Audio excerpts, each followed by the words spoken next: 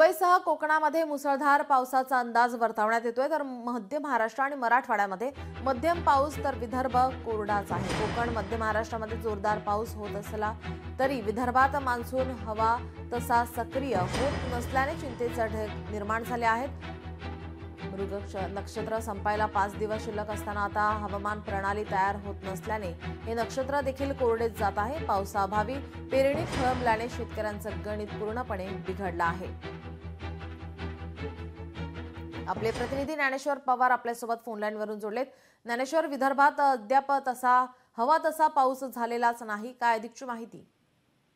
अगदीच आपण पाहायला गेलं तर महाराष्ट्रातील अनेक भागामध्ये जे आहे ते पावसाने जोरदार असं आगमन केलेलं आहे। मात्र विदर्भ जो आहे तो अजूनही कोरडाच असल्याचं जे आहे ते बोलले जाते। कारण की आपण पाहायला गेलं तर विदर्भाच्या काही जिल्ह्यामध्ये जे आहे ते अगदी तुरळक प्रमाणामध्ये जे आहे ते पाऊस झाला, तर शेतकरी राजाने आपल्या शेतामध्ये जे आहे ते पेरणीला काही प्रमाणामध्ये सुरुवात देखील केली। मात्र त्यानंतर पूर्णतः पावसाने जे आहे ते ब्रेक लावलेला आहे। त्यामुळे शेतकऱ्यांच्या चिंतेमध्ये जे आहे ते एकूण जे आहे ते भर पडल्याचं चित्र सध्याला विदर्भामध्ये पाहायला मिळत आहे।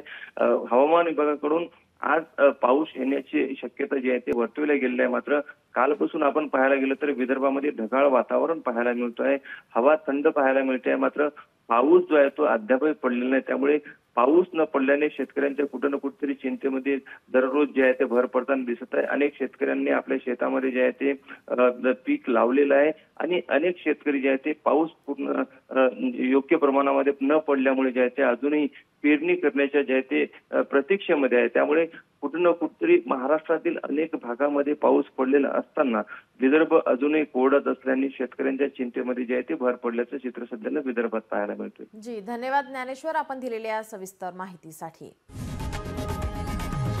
लोकशाही मराठी ऐका, पहा, जागरूक रहा।